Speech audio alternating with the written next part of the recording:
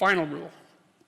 It's called pet a cat when you encounter one on the street. And it's the most personal chapter in the book. It's a lot about my daughter. And my daughter was very ill when she was a kid, but particularly when she was a teenager. She had a very terrible time of it. She had juvenile rheumatoid arthritis, and when she was between the ages of 14 and 16, it first destroyed her hip, which had to be replaced, and then it destroyed the ankle on her other leg, which had to be replaced. And she walked around for 2 years on broken legs, and she was taking massive doses of opiates and could hardly stay awake. And she had this advanced autoimmune disease, which produced all sorts of other symptoms that were just as bad as the joint degeneration, but which are harder to describe. And so it was just bloody brutal.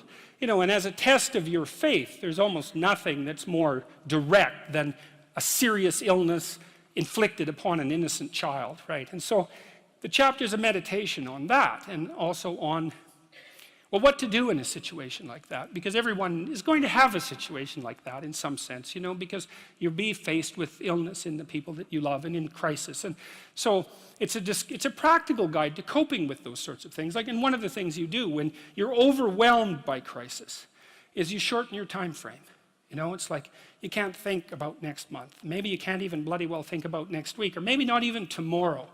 You know, because now is just so overwhelming that that's all there is. It's like, and that's what you do. You cut your time frame back until you can cope with it. And if it's not the next week that you see how to get through, then it's the next day. And if it's not the next day, then it's the next hour. And if it's not the next hour, then it's the next minute. And you know, people are very, very, very, very tough. And it turns out that if you face things that you can put up with a lot more than you think you can put up with, and you can do it without becoming corrupted. And she did recover quite fully, and much as a consequence of her own machinations, because she figured out what was wrong with her and then took the necessary steps to fix it, which is nothing short of a bloody miracle as far as I'm concerned. And anyways, part of the cat bit is, I actually start by talking about our dog, who actually died about a year ago, but he's still alive in the book. I let people know, because dog lovers love dogs, and if you love cats, then they think you don't like dogs, and then they think they don't like you. So I also point out at the beginning of the chapter that, you know, if you want to pet a dog on the street, that's okay too, so you don't have to get up in arms about it. But the idea is that, you know, you have to be alert when you're suffering. You have to be alert to the beauty in life, the unexpected beauty in life. And that's kind of what I was trying to get across with the idea of the cat. There's this cat that lives across the street from us called Ginger, and Ginger's a Siamese cat. And cats really aren't domesticated, technically speaking. They're still wild animals, but they kind of like people.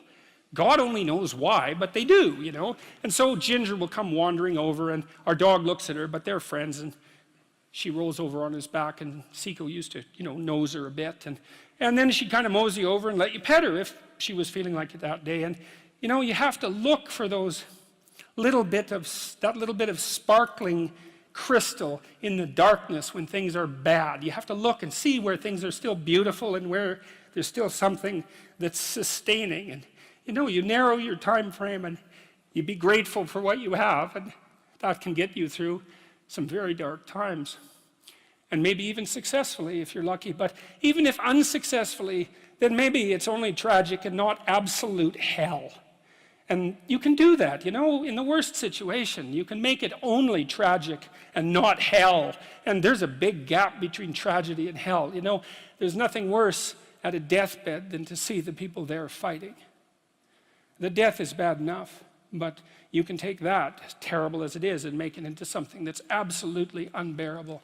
And maybe I think, and this is sort of what I closed the book with, is this idea is that if we didn't all attempt to make terrible things even worse than they are, then maybe we could tolerate the terrible things that we have to put up with in order to exist. And maybe we could make the world into a better place, you know? And it's what we should be doing and what we could be doing, because we don't have anything better to do. And that's what the book is about. And that's the end of 12 Rules for Life.